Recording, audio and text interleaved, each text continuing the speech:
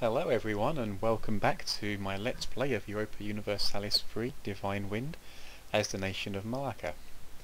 Before we jump in today, I'd like to take a moment just to show you around the world map, as even though we're only 35 years into the game, some pretty crazy stuff has been happening in Europe. But first of all, I'd just like you all to divert your hatred to the small island of Real here. Little splash of red. It's like a blemish on your face. So, yeah, anyway. Heading over to Europe, it's very unusual for me to see island form actually, and it's very early on in the game, so that's quite impressive. And looking over at England, my glorious homeland, here we have Portugal holding part of Wales, and much of England being eaten away by Burgundy. As usual, France appears to be at war with Burgundy. They're always the two powerhouses in the region, and it's always interesting to see which nation will triumph there. It's always up for grabs. Naples have expanded up into the mainland of Italy and annexed Tunisia. Castile and Portugal making progress into Africa. Denmark, most likely they've inherited Norway as part of a personal union. They do begin in one with Sweden and Norway, so they're being quite impressive. Most importantly to us, however, is the fact that none of these islands are colonised yet, so the European powers are still a long way away. These guys really are to be feared. With no technological disadvantage and Western military, let's just say I'm very worried, and if I don't see them for a long time, I'll be very happy. Nothing much going on in America, although this area does seem a little unusual. I'm not sure how that normally is actually, but, well, it's very different to what it is now. Combat's always fluid in the Americas due to the fact that they have no forts, and it can be hundreds of years before they even get the research to build them.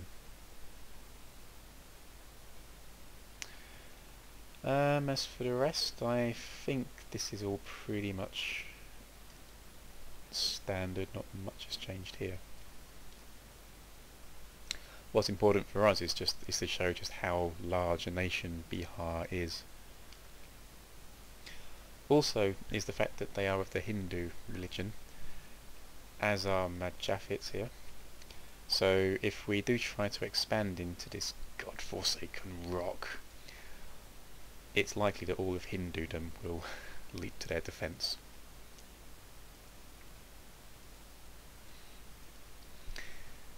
I've not really touched religion in my ramblings, but yeah, there's a concept known as Defender of the Faith, which you can become if you're one of the most prestigious nations of your religion group.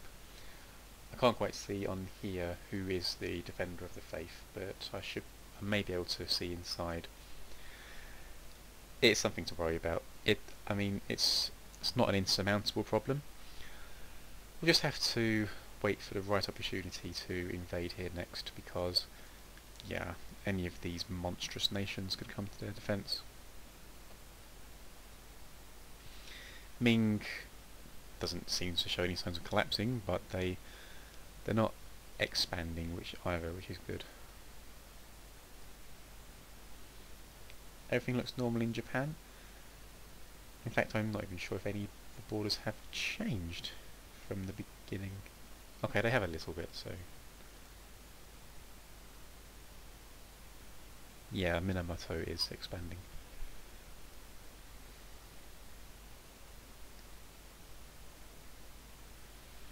It makes me very happy to see the island of Borneo under such different rulers.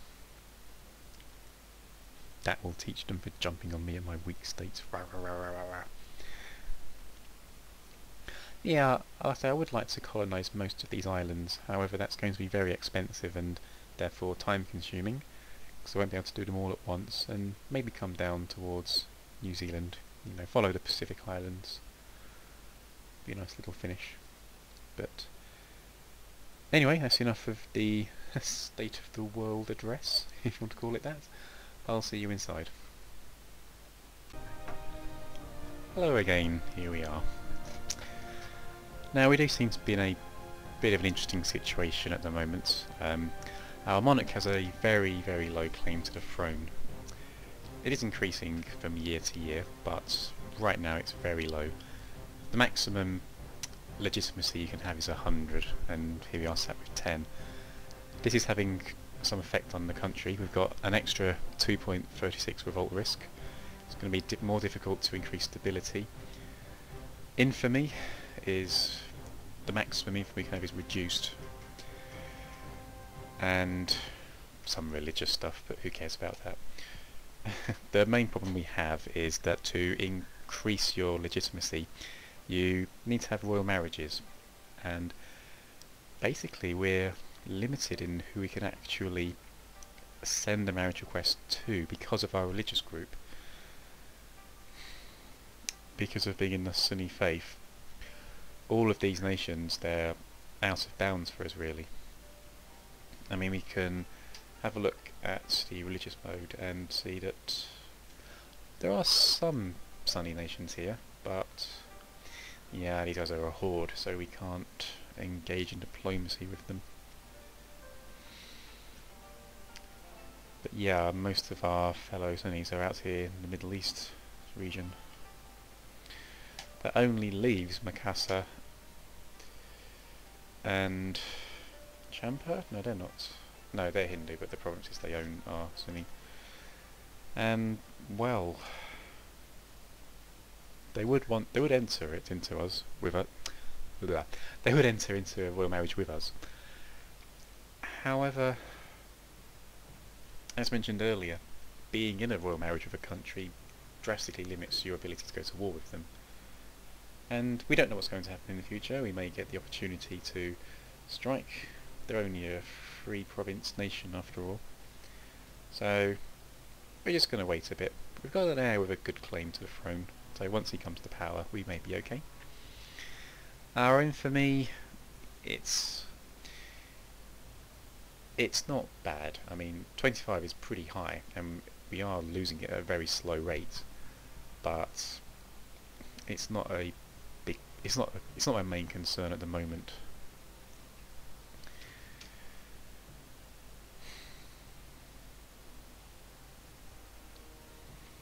I've got a room for another advisor here. Now, I really would like to prioritise some of these guys who will... they'll help out with technology, but I think right now it's going to be important to burn off infamy.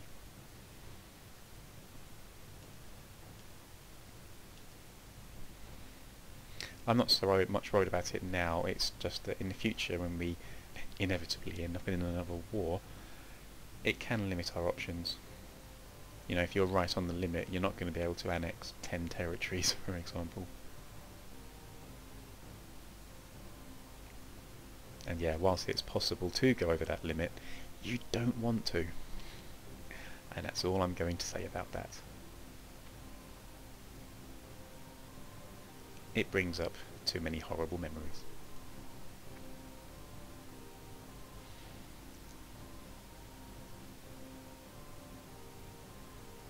Okay, Lampung is the province most likely to suffer from a rebellion, so we'll head down here.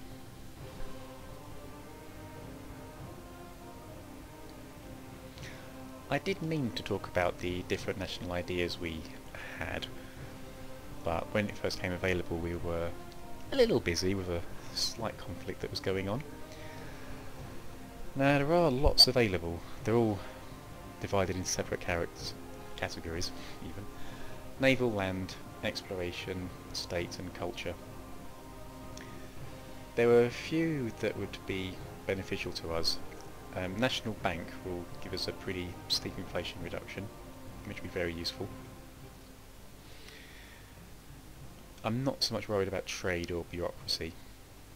Trade, because of the infamy, we are going to be stuck or short of opportunities to expand.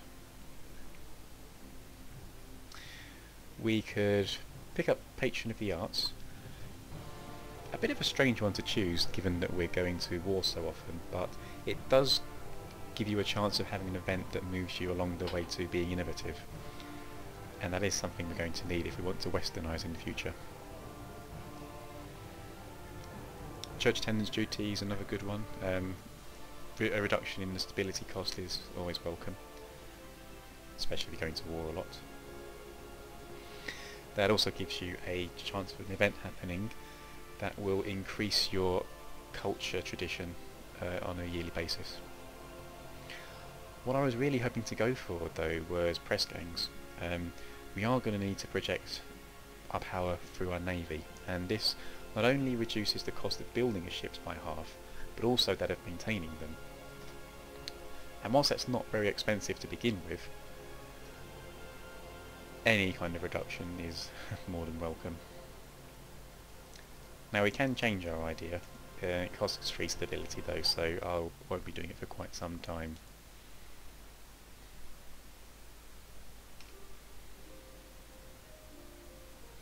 Ah, now this is a nice little development. We've had some Sunni zealots pop up, mainly because they're trying to convert our religion. Convert to their religion, sorry. And so yeah, we've got some rebels who are actually friendly to us. So if Majafit are unable to deal with those, for whatever reason, we may have an opportunity of having province annexed, province defect to us, sorry.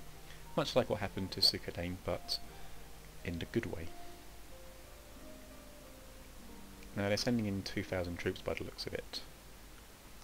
And generally soldiers are better than rebels, so we may be about to see our dreams dashed.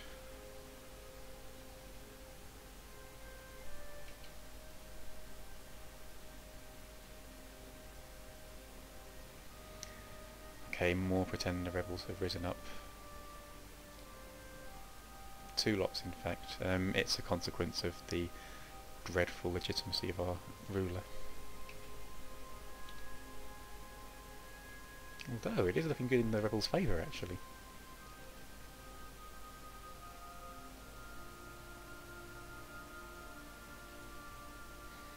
Let's have them hunt them down automatically.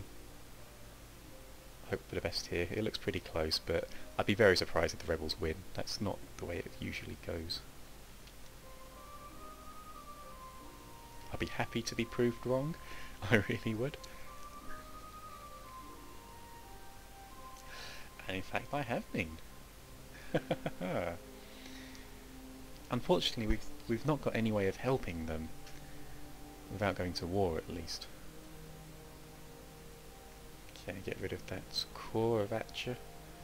I'm not sure if they actually have any more remaining now. Other than Lampung, that is.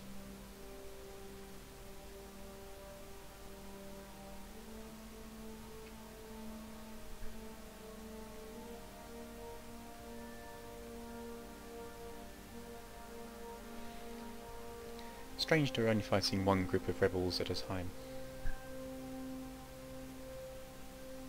See, here come some more troops. They're gone.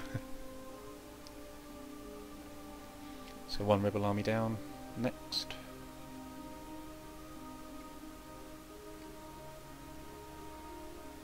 If only we had some spies, we could definitely move things along here.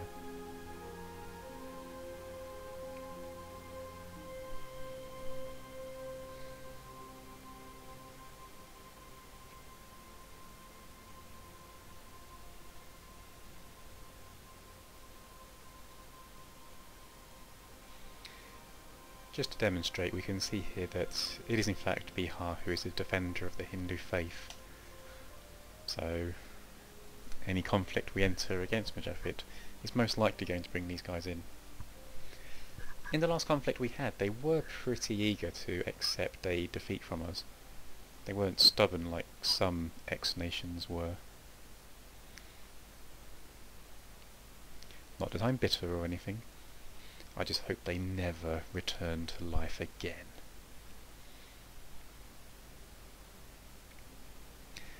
And for some reason, instead of chasing these rebels north, we returned home to Lampung.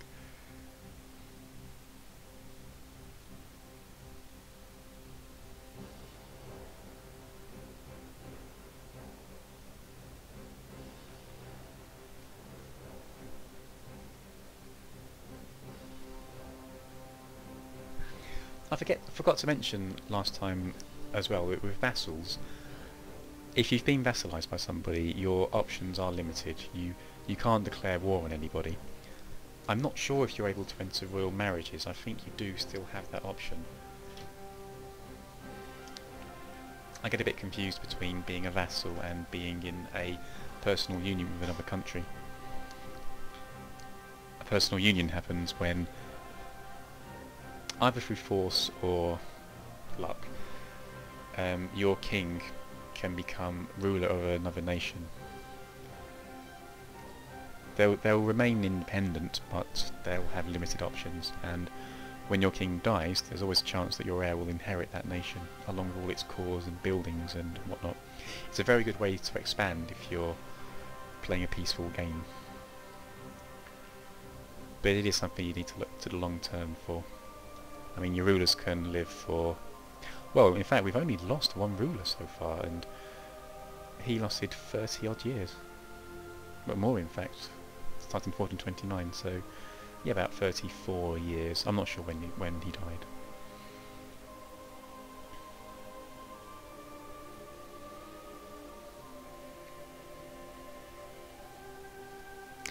There's nothing we can really do here at the moment. I mean, they have some pretty tight alliances between these nations.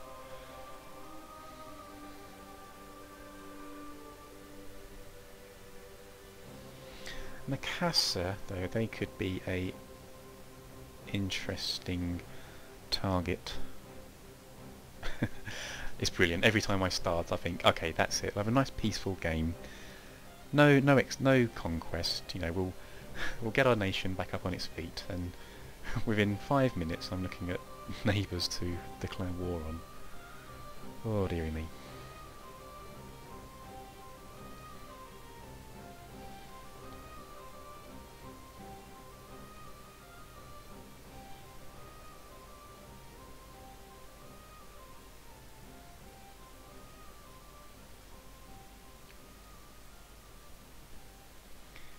Okay, I'm very happy to see we can build another constable. It all adds up, and it lasts throughout the whole game, the tax bonus you get, so the sooner you buy it the better. Although, yeah, us doing well in our economy must mean that we're minting a lot. It's annoying.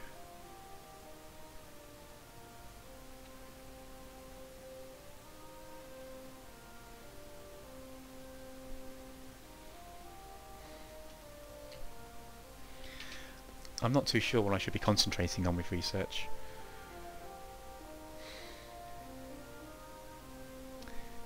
At first I thought Quest for the New World would be a good idea to have. It would allow us to recruit explorers and we'd be able to get these islands uncovered. But they will become visible to us after about 50 years anyway, so it's not so much a priority anymore. To get Quest for the New World you need Government 4 and Trade 7, and that's a long way away. So for now, yeah, I think concentrating on naval research is the best thing we've got. 10 years before we'll get another ding in the field of naval research, but yeah, that's not really much we can do about it. It's the technology group we're in.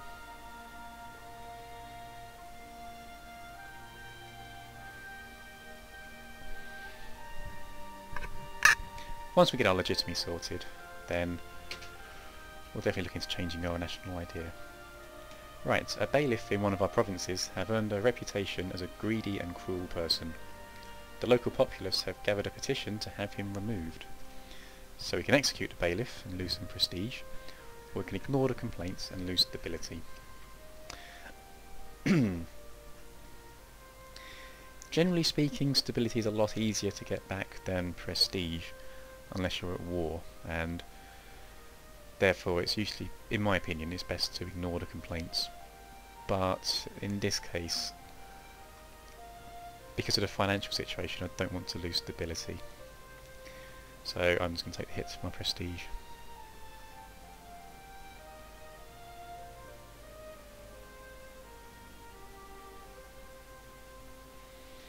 Just as a side note, as long as we can hold this province until 1484, it will no longer be a core of Aufire, which will remove their casus belli that they have against us. Just here. Sometimes, if the province is of the same culture group, they'll never lose the core. I mean, hey, 50 years is a long time, but it's nice to know it's on the horizon.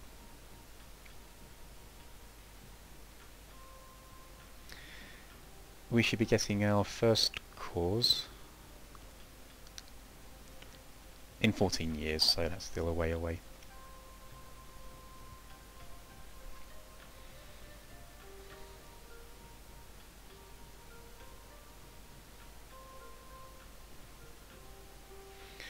I'm not seeing particularly large navies being fielded by the Thailand provinces. I don't know if now Brunei's gone, whether we're now the dominant naval power in the region. Yeah, in Champa for transports. Jefflet, one big ship, 3 transports. Khmer, 3 transports.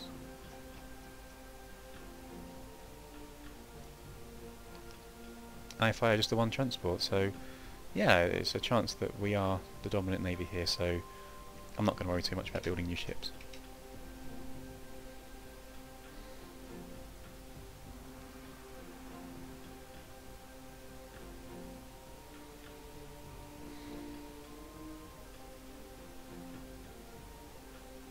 It's good to see here that the provinces we've gained from Aceh do have pretty high taxes, more so than ours at least.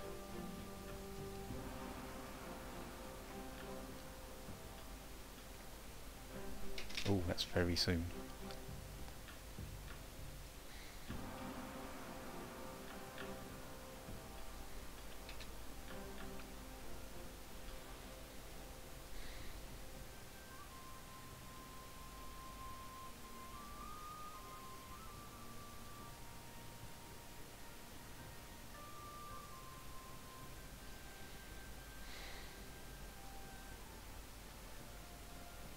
I don't like doing this, but I'm going to dial back my military.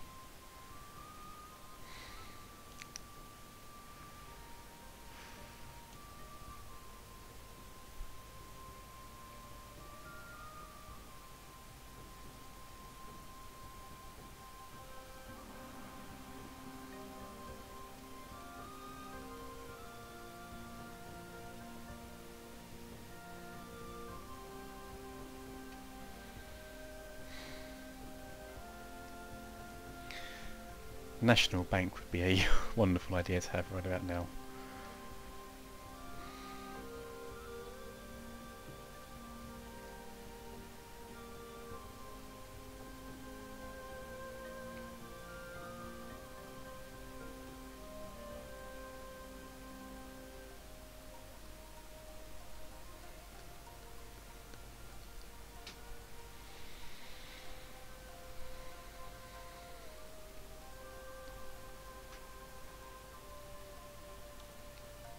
I think we'll be absolutely sorted in regards to the economy once we do get some cores on Aceh here, or what used to be Aceh.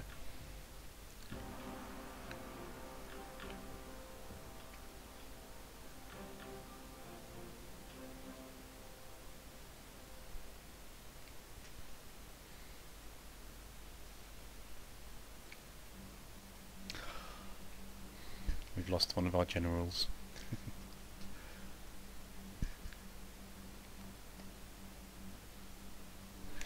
I must say, they lasted quite some time.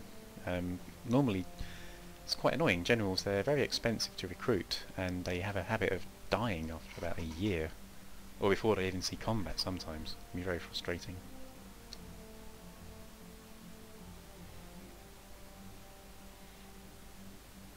It would be very nice to break into Nanjing's market, but we just don't have any chance at all of that at the moment. 40% chance of competing. We could try and send some merchants there and hope for the best, but that's very expensive, and I don't have the money to spare, to be honest.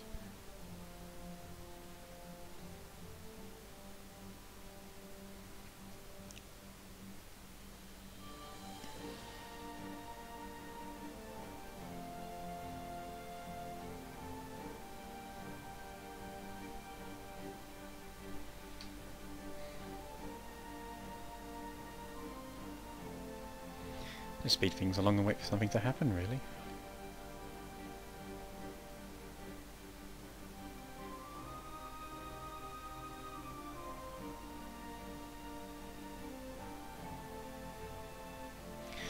I don't really want to see Malacca lose this land here. At the moment it's fairly nicely divided between the three nations. I'd like it to stay that way. Okay, lately our focus has been primarily naval oriented. Perhaps we shouldn't overlook the possibility of a strong army and invest more time in army research. So we can lose army tradition, gain navy tradition, or just lose army tradition. It's a lot of army tradition to lose.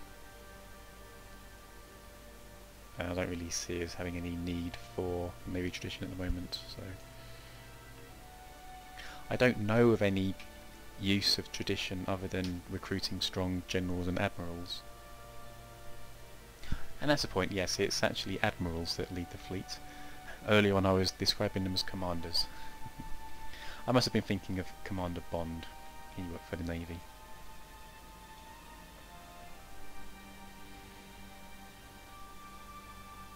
Or I was just an idiot. You know, take your pick. Ah, our artist has died. Wait, do we have an artist? Wasn't that...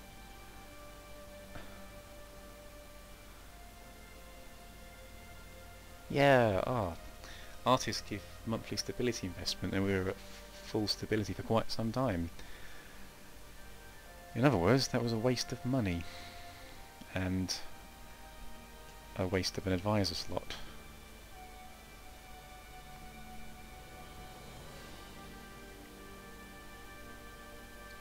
If you'd noticed that, feel free to laugh at me.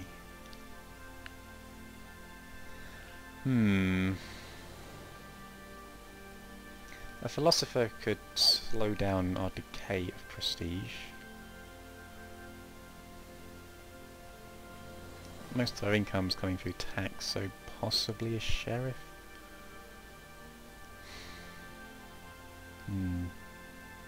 Okay, I think that's a no-brainer. Improving our legitimacy would be pretty helpful right now.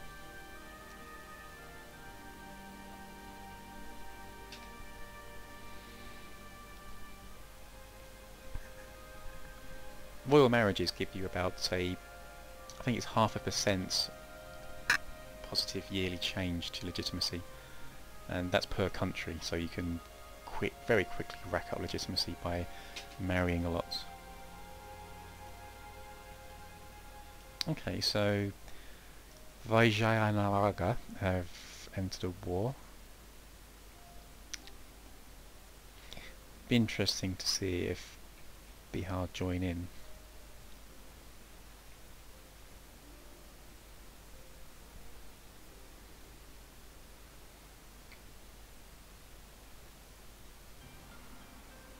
Doesn't appear to be the case. It could be that that's actually a Hindu province, so there'll be no need for any defenders of the faith to jump in. If I buy Chin patriots, I wonder if Chin's a separate country then.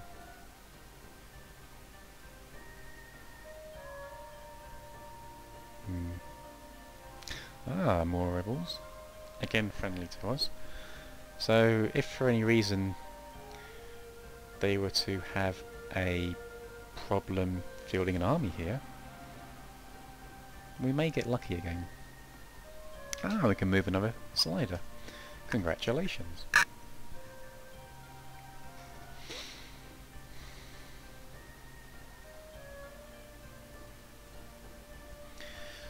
Right, as far as sliders go, I'm happy with this amount of focus on the Navy. That is going to become our priority in the future, rather than land armies. Quality, I always like to move towards quality, but with such a small manpower pool, I won't be doing that.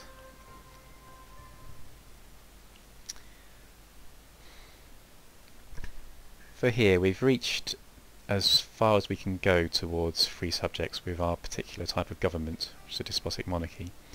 We can move beyond this mark, but each move along there will give us one revolt risk. You've heard me bang on about revolt risk enough for now. So suffice to say I won't be moving towards it. So that really leaves centralisation or becoming more mercantile.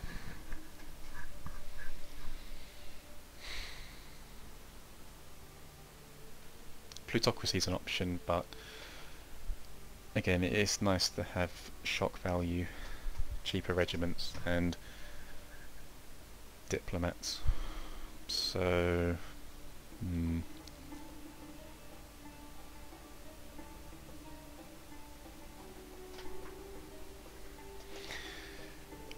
centralisation is always good to head for, but it's always expensive to actually move that way. We'll either lose stability or have a large revolt to deal with. And going towards mercantilism could in fact get us producing spies. Oh, it's a tough choice.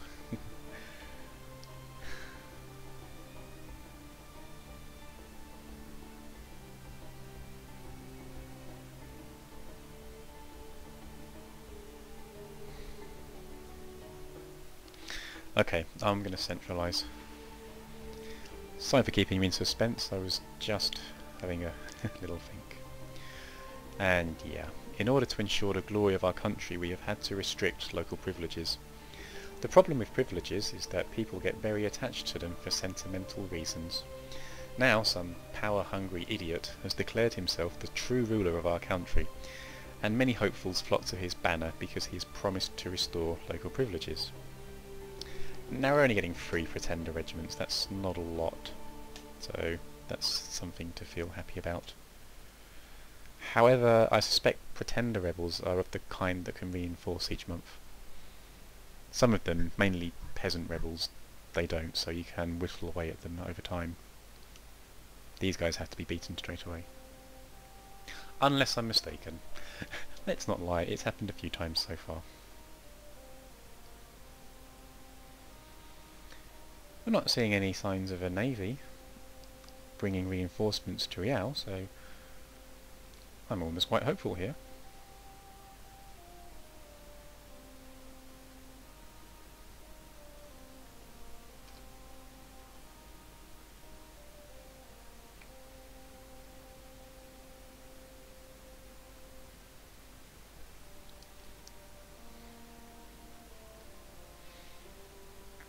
Hopefully these particularists, are giving them enough trouble.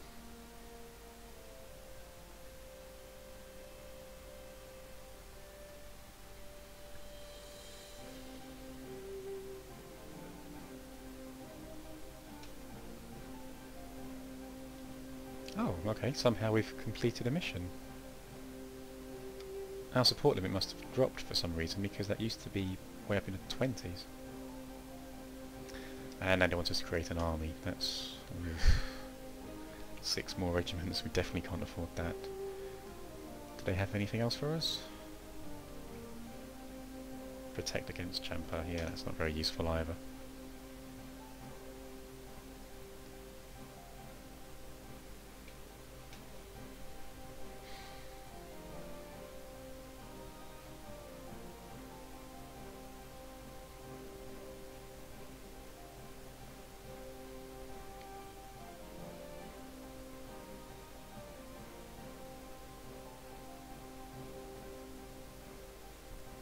We'll get to see if they reinforce though. They've got 1,729 soldiers at the moment. And yeah, that had gone up, so pretender rebels do receive reinforcements. The most annoying effect of that is that if you have any long chases, the fights can go on for a lot longer. And we all know how fun that can be.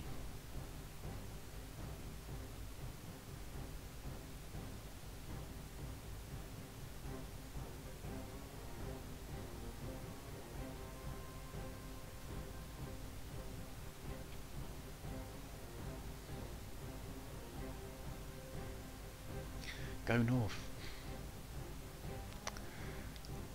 No, of course they'll stay within our borders.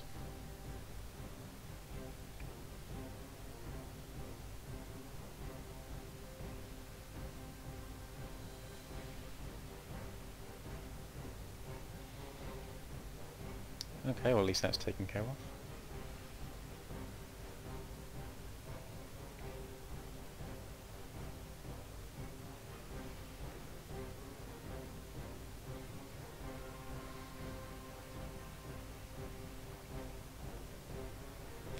Now docks are quite interesting to have.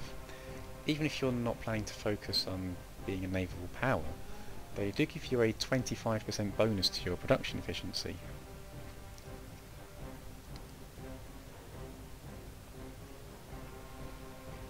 So for our capital, for instance, that's just over an extra ducat per month, of which we should get 30% if I'm understanding that correctly. So spending 50 ducats on a dock will increase our monthly income by about 0.3 of a ducat. And they're bringing in troops.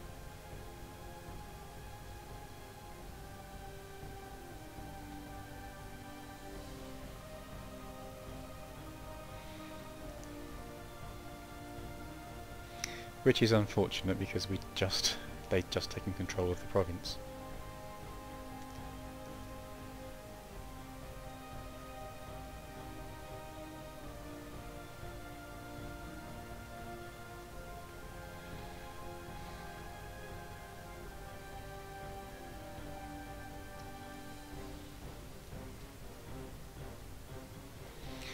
What I'd very much...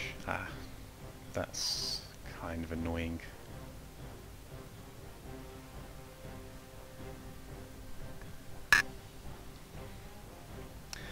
So yeah, what I have been thinking about is declaring war on Majafet, declaring a holy war. Using my fleet to keep them trapped here. If their allies of Aifa join in, I'll be able to march north and hopefully vassalize them, the same way as Pegu. However, Bihar are the unknown here.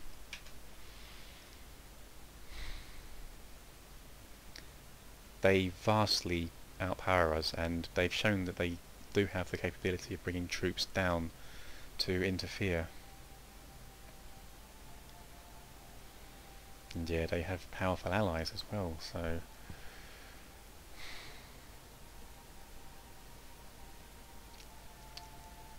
I mean, if we were to vassalize Ayafaya,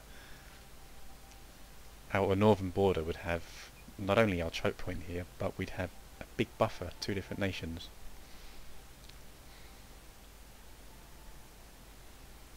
I mean, I can declare war right now, but would they join in?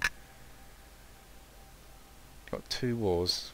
From what I remember from the map, Kazakh, they're not a powerful nation, and they're already occupied, so it's not going to last long. Ceylon, I believe they're another Indian nation. Oh, what to do? I mean, I could definitely get away with the infamy of vassalizing them. And if I've got no royal exhaustion, I'm in a good position.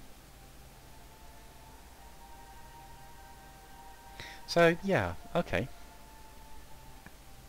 Let's go to war. Everything will be fine.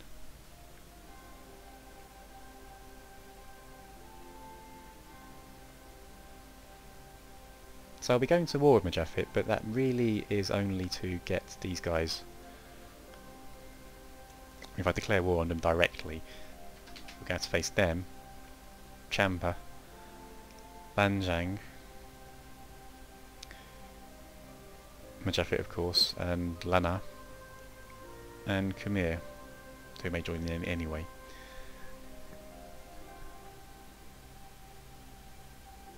Of course, with those alliances, there's always a chance they'll join in as well, but it's less so than if we declared war on them straight away. So, let's see if we can get away with it. Bihar were very eager to accept the peace last time, and it should take quite some time for them to get troops down here, hopefully.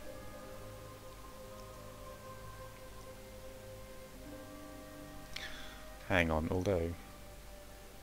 Okay, yeah, we've expanded our trade again.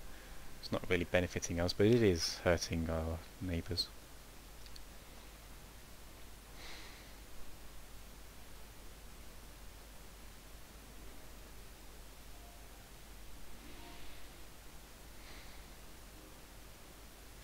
feel so bloodthirsty. We have the option of possibly vassalising them. We don't need any of these islands to form our nation. Ooh, so many possibilities. I mean, they are on their own at the moment. They've not no allies or anything like that. Would it be beneficial though?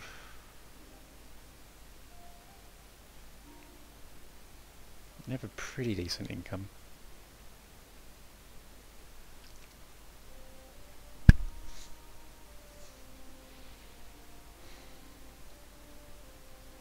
I don't know. I'm at a quandary. We have quite a few different options and lots of pitfalls all around. Yeah, I'll call it for now. And I'll have a good old scratch of the noggin and see if I can't come up with a plan for you guys. Thank you for watching. I'll see you next time.